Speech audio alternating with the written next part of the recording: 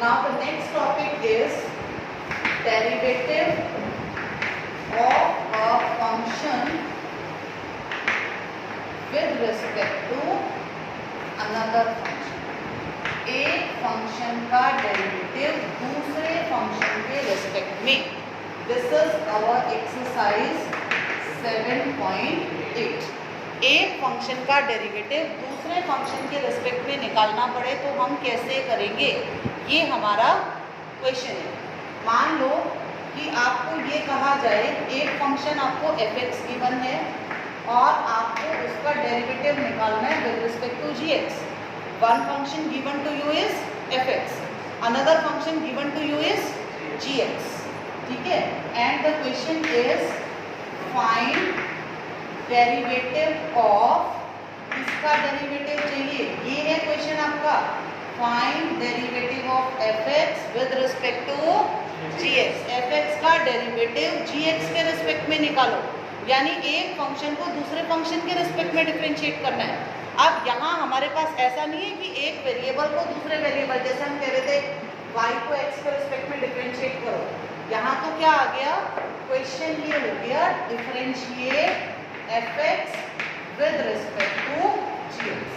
f(x) x का एक function है, gx x का ही दूसरा फंक्शन है और f(x) का derivative with respect to gx निकालना है. तो ऐसे क्वेश्चंस को सॉल्व करने के लिए हम क्या करेंगे, सबसे पहले तो हम इन फंक्शंस को कोई नाम दे देते हैं ताकि हमें डेरिवेटिव को लिखना आसान हो जाए. Let us assume that y is equal to f(x) and z is equal to g(x). मैंने दोनों फंक्शंस को दो नाम दे दिए. जो पहले वाला उसको क्या नाम दे दिया, y.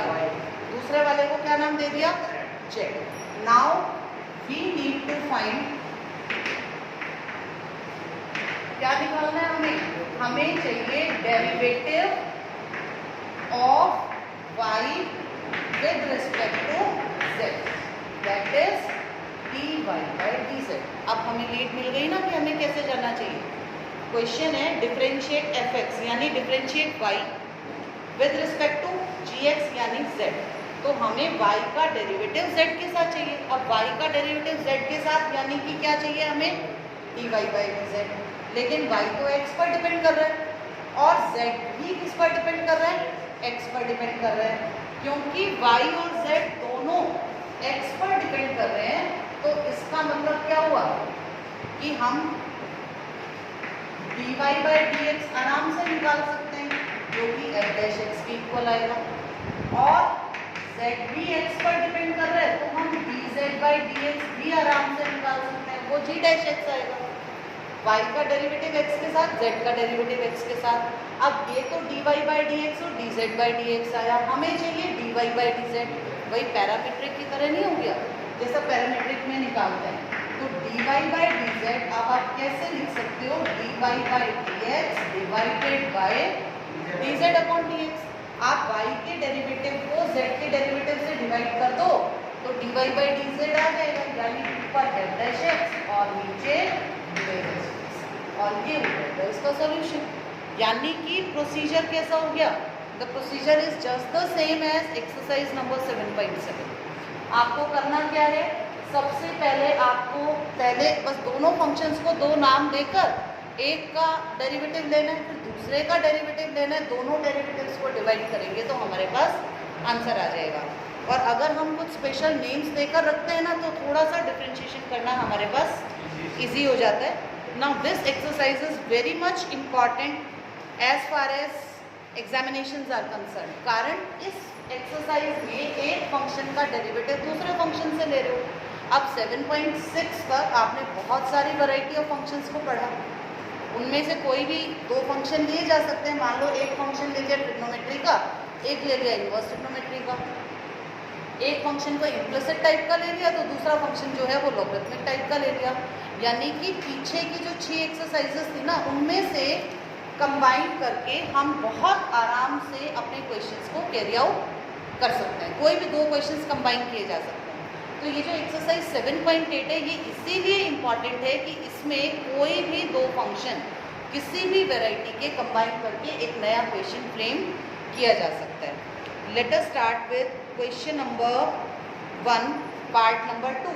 सबसे पहले यहीं से शुरू बात करते हैं ताकि हमारी क्लैरिटी बने। द स्टेटमेंट इज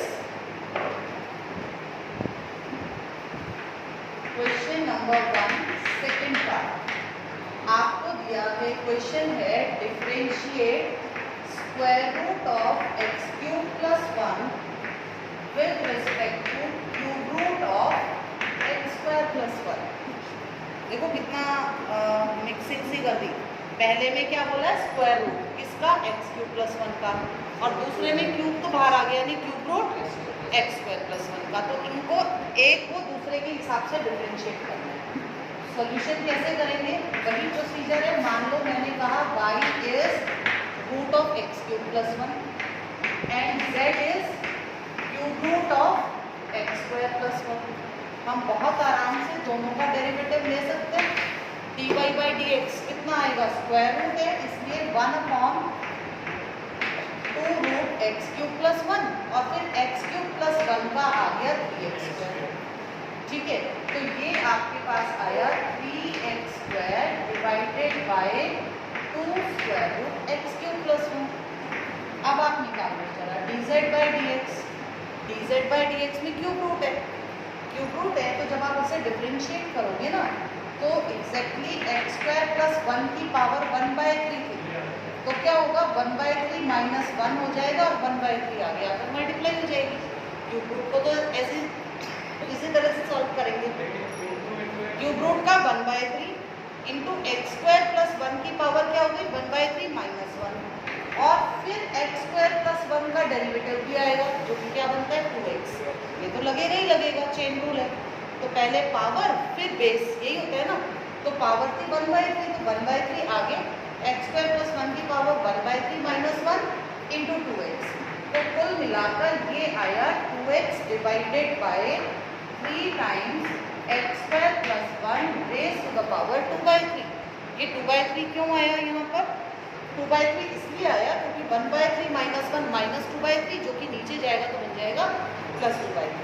अब आपके पास dy बाई डी एक्स भी है और आपके पास dz बाई डी एक्स भी है। तो what is dy by dz now, dy by dz आएगा dy by d x divided by dz by d x, यानी इसको इससे डिवाइड करना है। डिवाइड करना है तो 3x square by 2 root x cube plus 1 as it is, ये रेसिप्रोकल हो जाएगा। रेसिप्रोकल होगा तो 3 times x square plus 1 power 2/3 तो ऊपर चला गया और 2x नीचे आ गया। अब आप दोनों को कंबाइन कर दीजिए, जब दोनों को कंबाइन करेंगे you will get your answer. So now finally what is the value of dy by dz। dy by dz है, एक x कैंसिल हो रहा है ना यहाँ पर, तो ये हो जाएगा 3 इंटू 3 यानी 9x ऊपर divided by 4 into x square plus 1 की पावर 2/3 और divided by square root of x cube plus 1। This is the answer that we want to obtain. ठीक है, क्या ऊपर वाले को ऊपर से मल्टीप्लाई किया, नीचे वाले को नीचे से मल्टीप्लाई किया। ऐसे ही let us take question number 3 part number 1। या सबसे पहले क्वेश्चन नंबर 1 का ही थर्ड पार्ट देखो। देखो कई बार क्या होता है, बहुत ड्रामेटिक सी चीज़ भी होती है। क्वेश्चन है differentiate 1 plus x by 1 minus x with respect to 1 minus x upon 1 plus x. देखो जरा क्या है, इस फंक्शन को इसके रिस्पेक्ट में डिफरेंशिएट करो। ये एक दूसरे के कैसे फंक्शंस हैं, they are just reciprocal of each other. Reciprocal आ रहे हैं ना एक दूसरे के, तो ये डिफरेंशिएशन करना है। अगेन प्रोसीजर वही है, let y is under root 1 plus x by 1 minus x and z is under root 1 minus x upon 1 plus x. अब अगर आप देखो तो आप ये कह सकते हो y is equal to 1/z। हो रहा है बहुत आराम से कंबाइन। अगर आप दोनों को कंपेयर करो तो आप ये कह सकते हो ना y is equal to 1/z, या y इंटू z करोगे तो 1 नहीं आ जाएगा, तो y आ गया 1/z। जब y 1/z आ गया तो dy बाई dz क्या बना, माइनस 1/z²। बताओ 1/z का डेरिवेटिव क्या बनेगा, 1/z का डेरिवेटिव -1 अपॉन z स्क्वायर, तो -1 डिवाइडेड बाय z यानी √1 - x अपॉन √1 + x का होल स्क्वायर। अब होल स्क्वायर है तो रूट रिमूव हो जाएगा और फिर नीचे है तो रेसिप्रोकल हो जाएगा, तो कुल मिलाकर ये आएगा -1 इंटू 1 + x/1 - y। तो आपका आंसर क्या बन गया, x + 1/x - 1। माइनस की मर्जिंग कर दो, नीचे से माइनस कॉमन ले लो, ये कैंसिल हो जाएगा and your answer comes out to be equal to x + 1/x - 1। आप देखो कितना छोटा हो गया क्वेश्चन। अदरवाइज क्या करते, पहले चेन रूल नहीं लगाते, इसका डेरिवेटिव 1/2 टाइम्स ये, फिर क्वोशिएंट रूल, फिर वही काम इसमें, फिर डिवाइड करते, आंसर तो यही आना। तो ऐसे करके कंबाइन करके भी कई बार क्वेश्चन सॉल्व हो जाते हैं और बहुत इजी पड़ते हैं। ठीक है, question number 2 is very simple, you can carry out the question number 2 yourself. छोटे छोटे पार्ट्स हैं और इतने छोटे छोटे तो मैं सच बताऊं तो पेपर में आते भी नहीं। पेपर में जो क्वेश्चन आता है ना, जो सबसे इम्पॉर्टेंट क्वेश्चन है एग्जामिनेशन पॉइंट ऑफ व्यू से, that is your question number 3 and question number 4। ये सबसे ज़्यादा इम्पॉर्टेंट है। क्वेश्चन 3 में let us take first part, differentiate cos inverse 1 - x² / 1 + x² with respect to tangent inverse 3x - x³ upon 1 - bx²। ये दिया, ठीक है। अब इसका डेरिवेटिव इसके साथ निकालो। देखो देख के तो एक बार लगेगा क्या दे दिया हमने, इस फंक्शन का डेरिवेटिव इस फंक्शन के साथ चाहिए।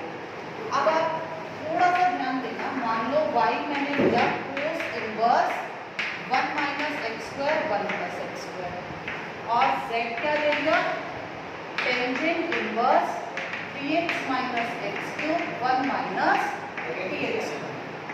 नाउ बहुत सिंपल है, आइडेंटिटी अप्लाई हो रही है, ये बन रहा है 2 tan इनवर्स x, बन रहा है कि नहीं, और z क्या बन रहा है, z बन रहा है 3 टेंजेंट इनवर्स x।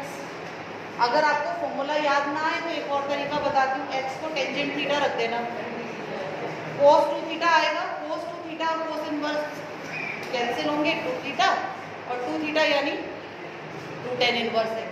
तो y आ गया 2 tan इनवर्स x और z आ गया 3 tangent inverse x। Now what is dy/dx, 2 upon 1 + x²। What is dz/dx, 3 upon 1 + x²। dy/dx और dz/dx दोनों आ गए, so what is dy/dz, dy/dz आएगा dy/dx डिवाइडेड बाय dz/dx। आप divide कर दो, 2/3 आ गया, दिस इज योर आंसर। तो इस तरह से ये क्वेश्चन जो है ये बहुत आसान है, सिर्फ आपको नॉलेज होनी चाहिए। अब जिसको 7.3 अच्छे से आती है वो क्वेश्चन नंबर 3 को बहुत आराम से कर लेगा, इसीलिए 7.3 आपको प्रैक्टिस करने के लिए दी थी हमने। और उस पर जो टाइम लगाया था ना 7.3 पर, वो टाइम भी इसीलिए ज़्यादा लगाया था कि वो क्वेश्चंस आपको यहाँ क्वेश्चन सॉल्व करने में हेल्प करेंगे। ठीक है, now your homework is carry out the questions of all the parts of question number 1, 2 and 3। ये आपका होमवर्क है आज के।